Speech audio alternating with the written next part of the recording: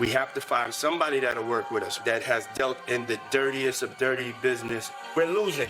Diddy's career could be coming to an end. After 50 Cent dropped those prison tapes involving Diddy, the entire internet exploded. Everyone started asking the same question: what else does 50 have up his sleeve? And when he sat down to talk about his Netflix docuseries, Sean Combs' The Reckoning, he made one thing clear: what we've seen so far may only be the beginning. According to 50 Cent, there are more tapes, and he plans to release them. Other stuff that you just have not shown? Yeah, well, everything couldn't make the, was 4 episodes. Right. So it was a lot, you had to pick and choose things, like even in like an area where he chooses to date people who he knows previously dated someone. He has a baby by a woman that was dating Tupac. Wow. To add to it, but we had to cut it down so it could. For time. So are you coming out? I know next year is going to be a number 2. Season 2? I just put it on YouTube. I just put it on YouTube. That's right. 50 Cent has just hinted at releasing even more Diddy tapes, and this time on YouTube, where they would be available for everyone to see. But perhaps the biggest and most damaging bombshell to hit the internet since that interview is the revelation that Diddy has been exposed for allegedly trying to intimidate and influence a juror. Here are the details. Diddy was recording because he thought he was about to beat the case. So he wanted to do a Netflix documentary. Didn't pay the guy, and then 50 got all 140 hours of footage of secret Diddy tactics. Well, there's a guy named Neil who was mentioned in the court, works right up under Diddy, was organizing everything. Allegedly, they are saying that he is on video, film, tampering with witnesses, giving out addresses, offering money, bribing, we'll pay for your lawyers, all kind of shit that could be counted as witness tampering, obstruction of justice. And 50, of all people, has his hands on this footage. And I'm hearing that this could implicate Diddy's lawyers in some bullshit. They could be charged. This shit is getting wild. And I'm hearing that this 50 Cent documentary is just the fucking tip of the iceberg. This guy in this video said one specific name, and it was Neil, and it automatically made me think of Neil Dominique. Everything that we just covered the other day that came out from Diddy's former chef, Jordan, who was going to be a witness testifying against Diddy in the criminal trial. You remember, she just took to her Instagram calling out Neil Dominique, saying that he was basically the one to give Diddy information that she was testifying to the grand jury. She has been claiming for a while, when she testified to this grand jury on April 2nd of 2024, just 2 weeks later, Diddy's attorney would text her saying, "Dear Chef Jordan, this is Aaron Dyer. I'm Sean Combs' attorney. I left you a voicemail last week, but wanted to follow up. I have been told you have been contacted by law enforcement and might want an attorney to represent you." So that man in this video was basically saying that 50 Cent has video footage of Diddy talking to these people and setting this up to go after. And the wildest part is that 50 Cent is now saying all of this himself. He openly revealed that he has 140 hours of footage after people started speculating about it. He even posted online, "Yes, I have the footage, lol." That alone left everyone stunned, but it gets even crazier. Since then, he has also spoken about why he chose to go after Diddy in this way. It's clear. I don't have any reserve, like the fear that they would actually have towards him. I don't think he's special. As it turns out, many people who previously refused to appear in earlier documentaries have now agreed to speak out for this one. They say they trusted 50 Cent and, for the first time, no longer felt afraid to tell their stories. A lot of people in this docuseries that wasn't in the previous docs that you saw, because they said, no, I'm gonna do that one because 50, that's gonna be the big one. Because I'm not scared of none of that. Like, I think it's just the way I was brought up. I don't really register those things. I've been through way more extreme things than these people.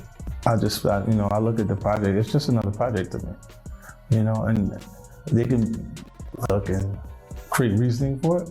It could be their personal take on why it's the way it is, but if they watch the docuseries itself, they're gonna understand it's been done tastefully, and it is. the best version of a docuseries that you'll see on this. Well, he is a big part of the culture. Like he's a respectable, he made it to a respectable position within culture. Any smart person would pick their fights. And you say, I don't really get anything out of it, it's not my business anyway, so why say something about it? Like, the docuseries is me putting together people who had different experiences and letting them tell their truth, right? And a lot of things come out that make clarity for you in a different way to it. But I only was comfortable saying stuff about him because I've been saying it for 20 years. I've said it since that day. One of the most significant moments for him came when he secured footage from Diddy's final days before his arrest and indictment. Seeing that raw material for the first time was an explosive and deeply shocking experience. According to 50 Cent, a journalist would ask that, but a journalist would also say, I'm gonna keep my sources secure, but but I got it. Yeah, they can blame it on me. That is that. I think he's gonna actually like the project. He's gonna see that it was done fair, the perspective. Because he's gonna see too many people or he'll be consumed by what his personal experience was with each individual that's saying things about him because he lived these things. She's gonna understand it. You can interview her following that and I'll do the interview with her. I'll make sure I put it together. Yeah, because I had communications with her, to understand it, what's going on. And even though she's not in the docuseries, it was important I spoke to her to understand how things transpired. The husband, I spoke to him away from her, separate individual communications, and see things kind of match up. Like when people say things, I go, oh, okay, I hear what you said, but if you hear things multiple times from people, different people, it kind of rings true to you. He got old real fast. His hair was jet black, like mine. And the next day, he was like, all I saw from was the raccoon pictures from the courtroom. When they drew him, it was looked like a raccoon. Just like that, 50 Cent stepped back into the spotlight with the one thing he values most: proof-reel receipts. He's making it clear that if you're not producing a full documentary about your rival's downfall, then you're simply not beefing at his level. 50 even went on to explain why so many A-listers in Diddy's inner circle have remained silent. According to him, this has been years in the making, and for a long time, 50 has been quietly collecting evidence. For years, he quietly gathered everything he could on Diddy, patiently waiting for the right moment. And now, that moment has arrived. Diddy is behind bars, reportedly shouting at his lawyers from inside prison walls, with no power left to stop 50 Cent's documentary from gaining traction. His legal team has already tried. They released a statement calling the documentary illegal and even pressured Netflix to remove it. However, one major element was notably absent from the documentary: the death of someone extremely close to Diddy, his former bodyguard, Anthony Wolf Jones. Gene Deal recently spoke out about what he claims was Diddy's role in Wolf's death, criticizing the documentary for leaving the incident out entirely. According to Gene, the East Coast-West Coast rivalry did not begin with Big Jake's murder, as some have suggested. He insists that Wolf was not the gunman who killed Jake, something he says everyone involved already knows. Wolf, who handled security and coordinated operations for Puff, had reportedly made it clear that he would not travel unless his team was fully protected. Gene claims he warned multiple people, including Puff and Kirk Burrows, that he would not go anywhere without proper security in place. Kirk Burrows called me up. He's like, yo, Gene, you and Wolf, I got y'all tickets to LA. I said, all right, cool. So I go down there and I pick up the tickets to LA. I got Wolf ticket. So I'm calling Wolf up. I say, yo, Wolf, I got your ticket to go to LA. Wolf said, I ain't going. I said, what you mean you ain't going? He said, yo, Gene, I ain't gonna tell you how I'm making my money. I ain't gonna tell you how to make your money, but I'm gonna let you know this. I told Puff, them if they wasn't gonna take 2 tour buses of my niggas out there with us, I'm not going.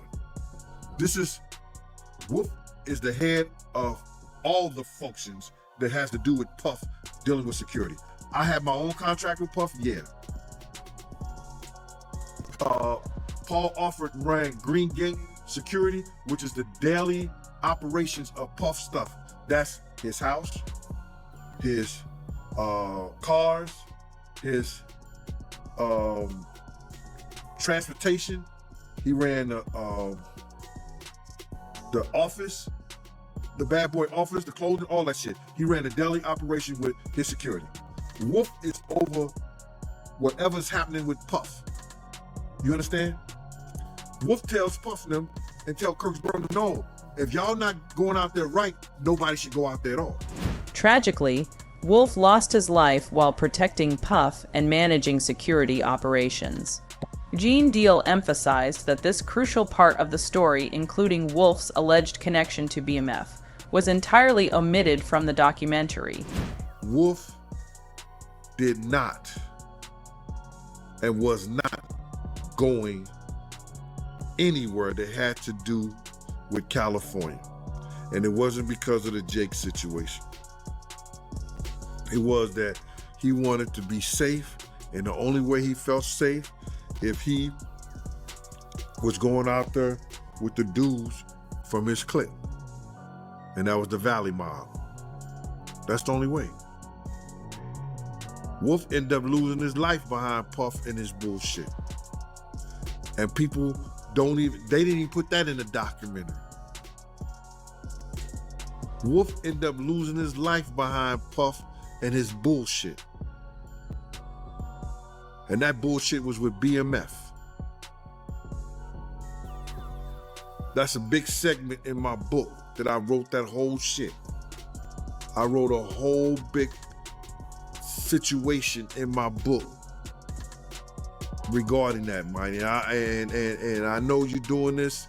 I want to say that right there because I was there the night that Meech had promised Puff.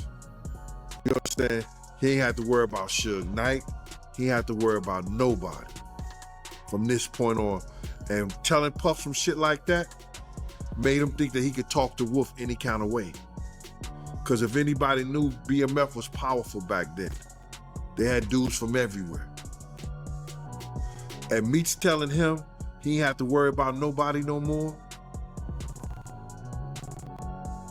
It made Puff think that he could tell Wolf that he didn't need Wolf no more. Gene's point is simple. Wolf's death wasn't just an accident or a minor side note. It was directly connected to the power dynamics of the industry and the decisions made by those at the top, and it deserved far more attention than the documentary gave it. Meanwhile, Diddy and his family are allegedly preparing a massive $1 billion defamation lawsuit, which could become one of the largest of its kind in response to the documentary.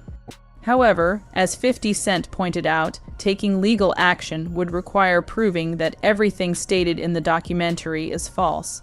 That alone opens the door to serious complications and could ultimately do more harm than good. Financially, Diddy is already under pressure. Even with significant wealth, the cost of ongoing legal battles, appeals, and high-powered attorneys is draining. Without new income, maintaining the lifestyle he's accustomed to will become increasingly difficult, and that may end up being the real punishment. But the most serious issue may be this.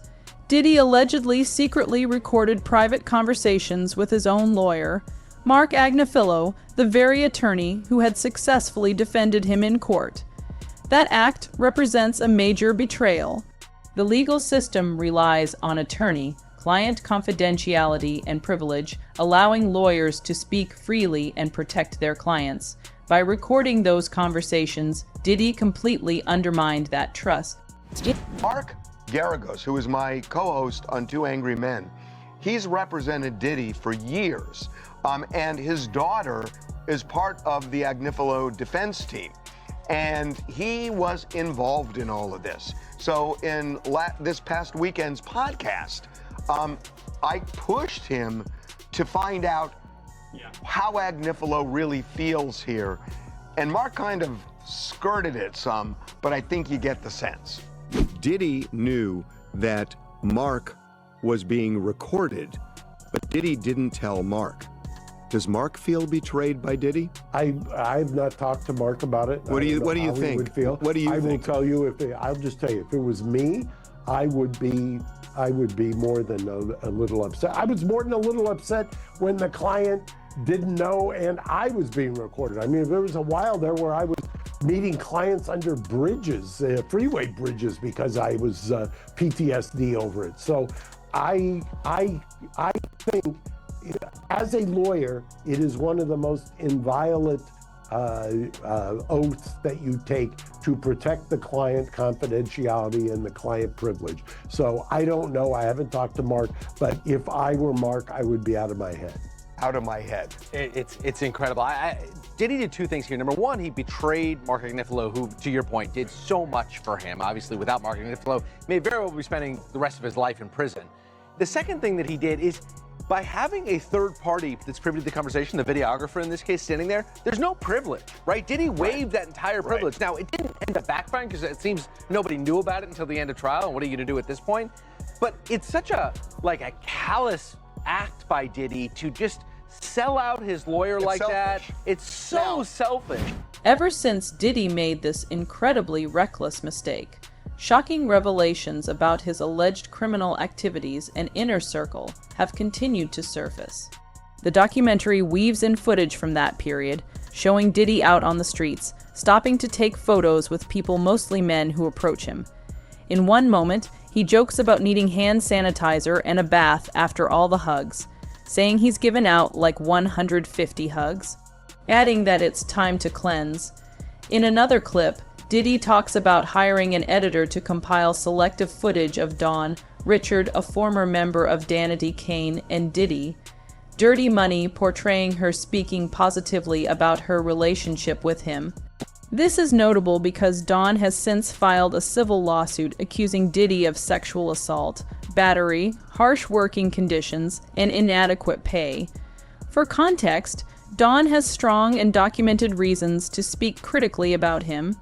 That's why Diddy's apparent attempt to manufacture a more favorable narrative comes across as deeply disturbing and manipulative. Actually on the stand for 20 minutes. She will continue on Monday, but before I tell you what she testified to, I do want to give you a warning that she does talk about violence and abuse. Started off with Dawn testifying that she was working with Diddy from 2004 until 2011. She opens up about an incident she witnessed in 2009 when she went to Diddy's home in order to record. She said her and Cassie were downstairs when they heard Diddy yelling and coming down saying, "Where the F are my eggs?" He said Diddy grabbed the skillet full of eggs and tried to hit Cassie on the head, and she went down in a fetal position. Was punching and kicking Cassie before he put his arm around her neck. Diddy then grabbed her by the hair and dragged her up the stairs, and she was in shock. She said she was so in shock she did not intervene, nor did she call the police. Next day, she said Diddy locked her and another person in the recording studio and threatened them. In her own words, he said what we saw was what lovers in passionate relationships do. He said Cassie was okay and it would be in our best interest if we didn't say anything. He claims that Diddy then said he was trying to get them to the top of the industry before threatening them by saying where he comes from, people go missing if they talk. Then after all of that, he got them flowers. Prosecutor then asked, "How did you understand that?" And she said, "Death." His attorney yelled objection, and then they had a sidebar. That's when attorneys from both sides will come up to the judge and whisper between one another and nobody else can hear. If she witnessed, and she's saying that she witnessed a gangbang, which actually we know it as called a train. And she worked on the album, The Train to Paris. And like I heard one of the YouTube, it could be Tistel, say that we didn't know what the train to Paris meant. But now we know that the train to Paris was a train in Scotland, according to Dawn. It wasn't a train in Paris, it was a train in Scotland. Now, only time I ever witnessed Puff doing something is when two guys and two girls would go in the room. And that was just regular. And however they did it, whatever they did, that was their business. But he gotten bold enough, whereas that he would do that in front of Dawn and other people at a poolside. In Scotland? You sure it was Scotland, man? Yeah, that's what she said, man. Scotland, Arizona, but not Scotland, the country. Nah, she talking about the country, man. Wow. I just think that, you know, man, you got to go back to the drugs and the alcohol, man. The drugs and the alcohol, man. And those things that make you do strange things. And for somebody to,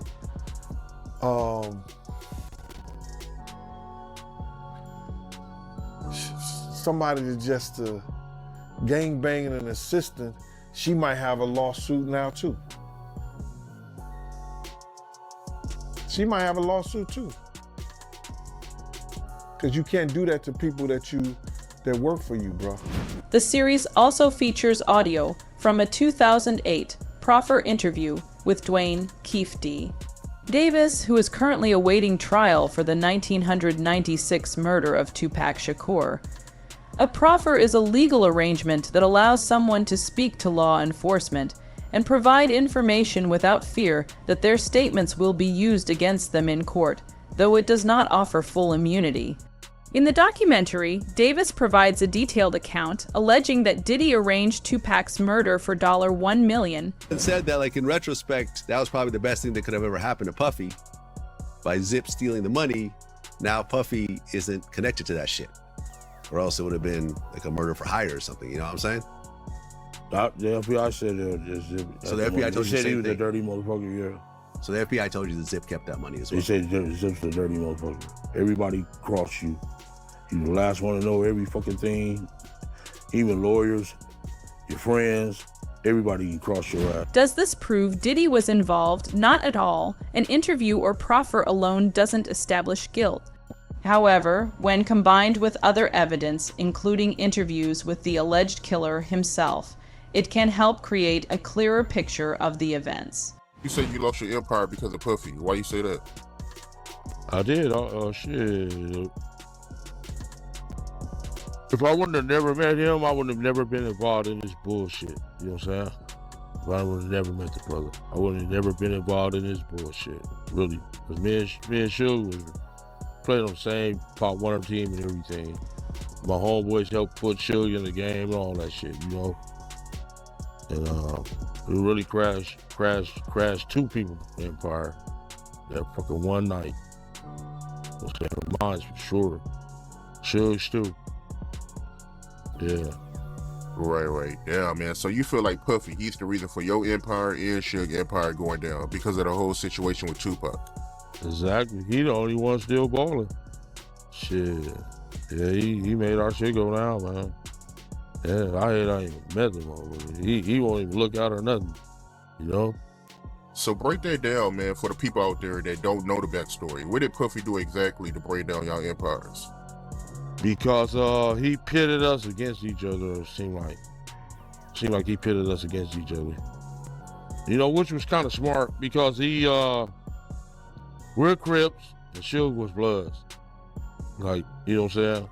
He just called me and Zip was rolling up Greenleaf one night. He called and asked, you think it's safe to come out here to do our concerts? And I just said, man, give me like 50 tickets. Each concert, we'll be out there with you. We'll go with you.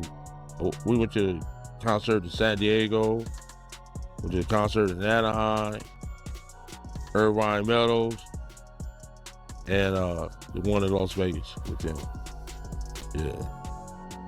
Yeah, and back then they was just a startup coming up. You know what I'm saying? They didn't really have no money like that.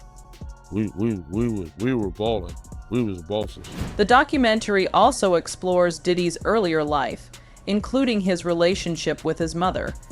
His past romances, many of which were reportedly abusive, and provides insight into his mindset as he rose through the ranks of the music industry. This is a young man who grew up with street-funded privilege. After his father passed away, it's very clear that his mother kept on hustling and kept hanging around hustlers. Tim Dog has described the parties in the house, pimps, hoes, hustlers, models, basketball players. You got that kind of crowd. There's got to be a drug dealer or so there. Alcohol everywhere. There was a stage built in the living room, and they were asked to perform as kids. I mean, like, this is how he grew up. It was almost if he was designed to throw the parties that we'll later hear about, from the white parties to the parties overseas, with very, very, very, very, very interesting things happening there, all the way to the freak-offs. It's like Sean Combs was in a never-ending party his whole life. Now, from a boy being draped in chinchilla to a boy running around the streets promoting parties, interning for Andre Harrell before he got a paid position.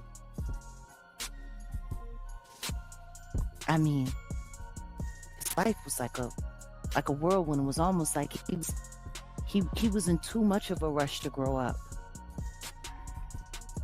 I mean, even the way Andre Harrell said he bullied his way into his home, coming up with some story about a fight between him and Janice and how he couldn't live with his mom anymore. The next thing you know, he's living with Andre. Now, I'm going to be very honest with you. In my opinion, I do not believe they were just roommates. I do not believe this was just a mentor-mentee relationship. In my opinion, from rumors that I've heard, from some things that might have been lost along the way, there was a much closer relationship between Andre and Puffy. The documentary also highlights a pattern of Diddy being involved in risky, legally complex, and emotionally charged situations, yet somehow emerging unscathed.